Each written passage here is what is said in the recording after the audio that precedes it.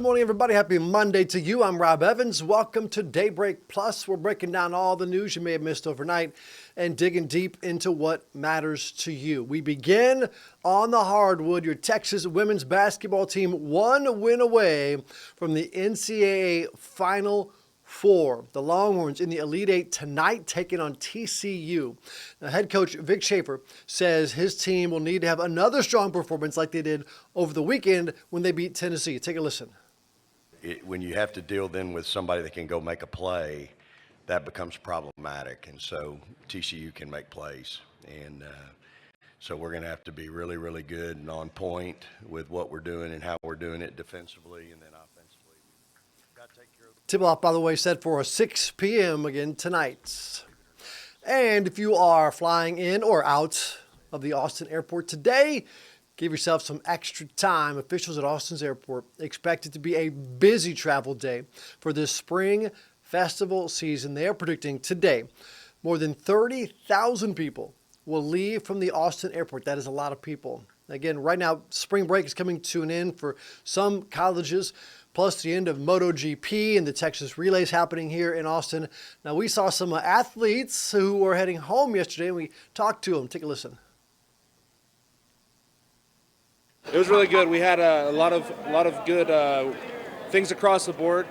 We had our freshman jav thrower hit a really good PR, and our 4x4 took fifth in the women's invitational. So pretty awesome, pretty fun to see, and just a really cool environment with so many people. Well, airport officials recommend arriving 2.5 hours before your flight, or if you're renting a car, you got to return it, you'll want to get there earlier, which I know sounds ridiculous if you've never been to an airport before. If you're visiting, one, welcome. Two, get there early. Just trust us. And the 50th anniversary of an iconic Austin Arts and Music Festival is a little more than a month away. After decades on 6th Street in downtown Austin, the Pecan Street Festival is moving. KVUE's Jessica Cha spoke with organizers about that decision. The Pecan Street Festival, a tradition of music, food, and art, has lived smack dab in the middle of 6th Street for the last 50 years. Unfortunately, because of a change of configuration of the streets, we are unable to continue on 6th Street as it is right now. Now the festival needs a new home. Luis Zapata, and the owner of the company that's produced it for the past 20 years, says they've been considering this change since January. An initial conversation with city officials stated that we shouldn't have to worry in 2025. Unfortunately, there was an incident in New Orleans. After a pickup truck driver drove into a crowd on Bourbon Street, killing 14 earlier this year, the city of Austin installed barriers along 6th Street for safety. But the structure change wouldn't work for a festival, with vendors needing that space. Continuing on 6th Street, we were losing about 1/3 of the income just on booth sales. But he says the Hill Country Galleria in Bee Cave can. Okay, we're gonna have booths that go from Whole Foods all the way to Dillard's. With upwards of 300 vendors, Zapata says finding space for them was their biggest priority. And the festival's board approved the location just last week. There's no way they can get that many people there. But then I quickly went to the potential of a new thing. Joseph Worth, creator of South Austin Gallery, has been a vendor at the Pecan Street Festival since 2010. He says the 6th Street tradition just isn't what it used to be. And it's because of where it is. My experience setting up at the Pecan Street Festival is usually not great. He says interactions with unhoused populations can be unpredictable for vendors and attendees. Screaming at themselves, at others, at artists. And maybe a change to a tradition can be nice. I'm kind of excited about a change, maybe. It may not be smack dab in the middle of 6th Street, but still a tradition. Pecan, whichever one you prefer. In an email, a city spokesperson told us having the festival on 6th Street would require plans to the festival site. Plans, but again, it's going to be in Bee Cave, so if you want to check it out this year.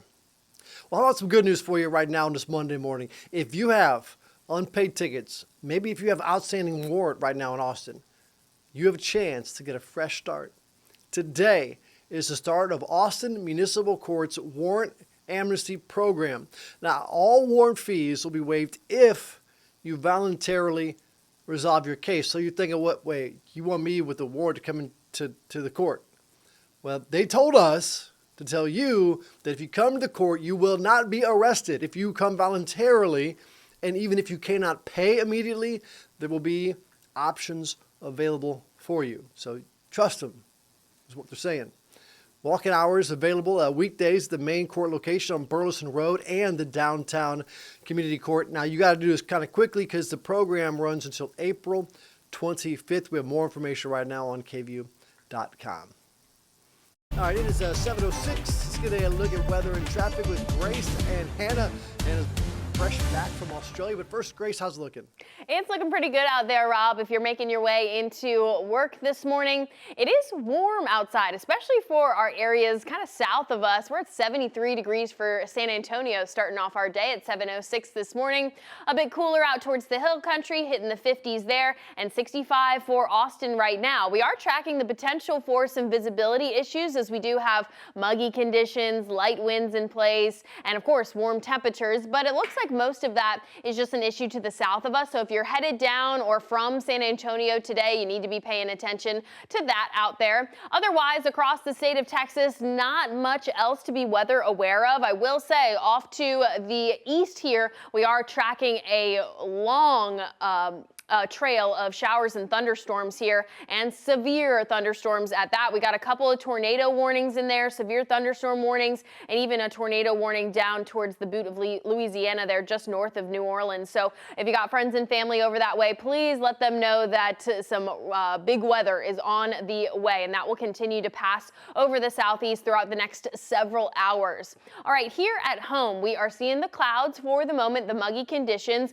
but as we head towards this afternoon, all of that humidity is going to fall away. We'll burn off those low-level clouds, and we'll see a lot of sunshine for this afternoon. And we'll start to pick up those temperatures as we head into the rest of this week. So Wednesday, 91 degrees, and then we start to see a lower trend for temperatures Thursday and Friday at 88 and then 87 degrees. We are awaiting another system to come through our area and really ramp up those rain chances while it kind of nods off those high temperatures out there. So 60% chances both Friday and Saturday. We also have a 30% chance for some showers and maybe a couple embedded thunderstorms on Wednesday. We'll have more details on that as we kind of head through the week here. As for our rainfall comparison over the next 7 days, it looks like we could get up to an inch in a couple of places, but I think widespread across our area, we're looking at more so a quarter of an inch to maybe a half an inch of rainfall, which of course would be helpful. We need all the rain we can get out there, especially when it comes to this allergy count. We want the rains to help deplete that a little bit. Oak is in the high category for today. Ash also in the high category. And as we head through the month of April, you'll see oak is expected to continue to climb over the next few weeks. Mold also staying in that high category, and it looks like grass is also trending upwards for the month of April too. Here's that 7-day forecast for you.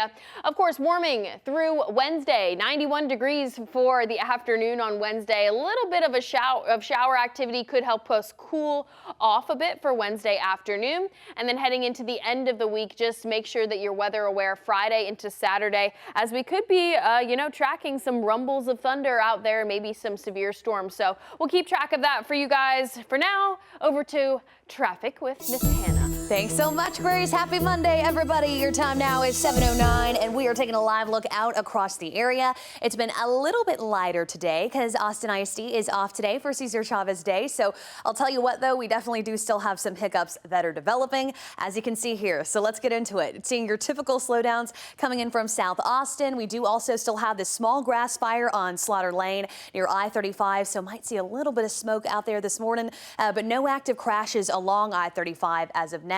Let's try to keep it that way. We do also, this is a crash from a little bit earlier. They're working to clear this out right now, just east of I-35 across from DKR Stadium. This is on San Bernard Street and 12th Street, seeing some slowdowns there, just one lane blocked. We also have a new crash on I-35 heading southbound if you're coming in from North Austin today. This is at Anderson Lane, so gonna monitor this one, babysit that area for a little bit. And then on top of that, we've got all kinds of things going on. We've got a lane blocked right now off of Lewis Lewis Henna and the Round Rock area where I-35 meets with Lewis Henna. Just one lane block though, so not causing any full closure or anything crazy like that. And then to add on top of that, we had a very eventful weekend. We had MotoGP, we had all kinds of events going on, so we got a lot of people heading home out to the Austin airport. So far looking pretty good there if you're moving in from the Montopolis area. But for my good friends in Del Valle, you can see we've also got some stop and go for you if maybe you're coming in from Garfield or Bastrop so far this morning. Let's take a look across the area. Good morning to the Hill Country, my bluebonnets. Please send me your pictures. It is my favorite time of year. It's beautiful and it's very quiet right now. If you're moving in through Fredericksburg and Blanco, Round Mountain, all those wonderful places, and traveling east, seeing a little bit of that slowdown on 71 coming in from Bastrop, seeing some slowdowns through Cedar Creek. Good morning to you. But for the most part, we are looking pretty good. But you can see Manor, you guys are also feeling those slowdowns on 290 right now at 37 miles per hour. Round Rock slowing down, Westlake Hills, and my sweet friends in Buda, we're always slowing down this time of the morning. But should be a great day in Central Texas, Rob. Lana, thank you, and welcome back, by the way. Federal funding is running out for a free pre-K program in Del Valle ISD, and some parents, as you can imagine, are scrambling. The district launched the program using the American Rescue Plan Act money back in 2021, but it's been, 4 years, so the money has ran out.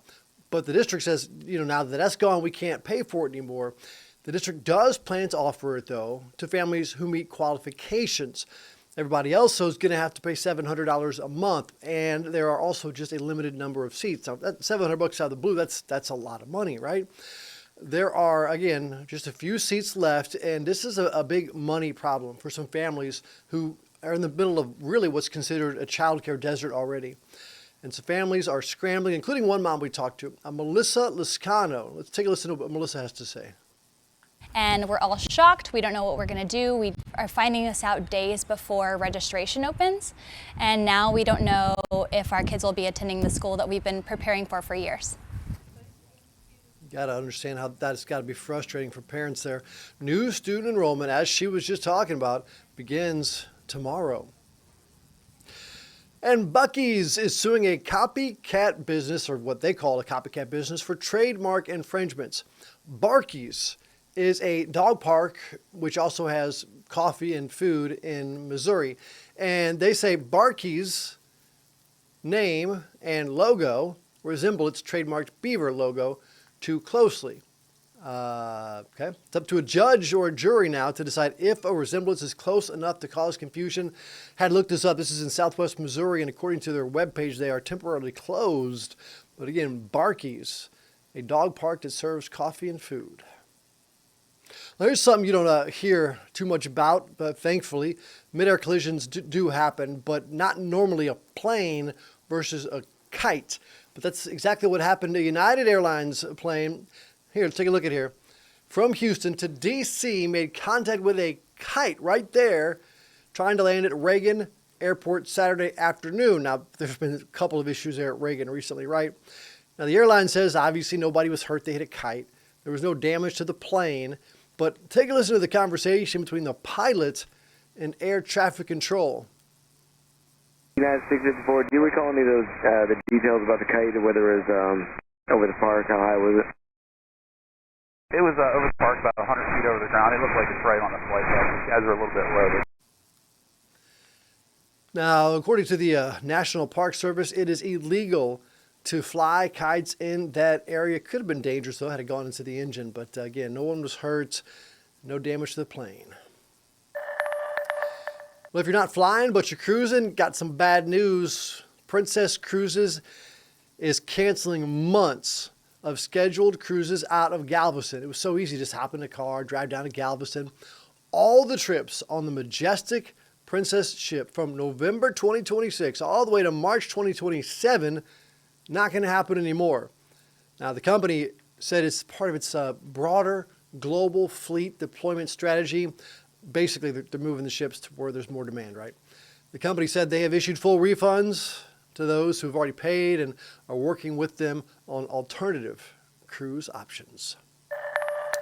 All right, grab your duct tape. The annual Through the Chute boat race in New Braunfels is happening in just a few weeks. You can build anything on duct tape, can't you? Central Texans are invited to build a boat out of cardboard, and you gotta use the tape too. The trick is you gotta make it through the Kamal River tube chute in one piece. Easier said than done, especially in cardboard.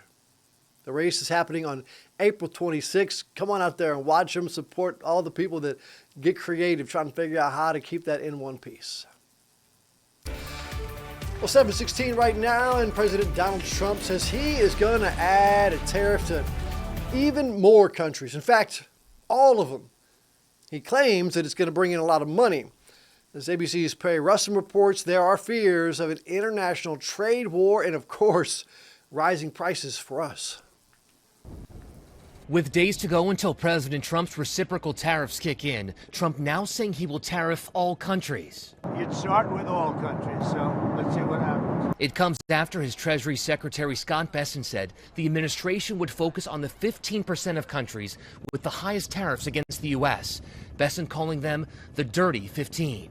The tariffs will be far more generous than those countries were to us, meaning they will be kinder than those countries were to the United States of America over the decades.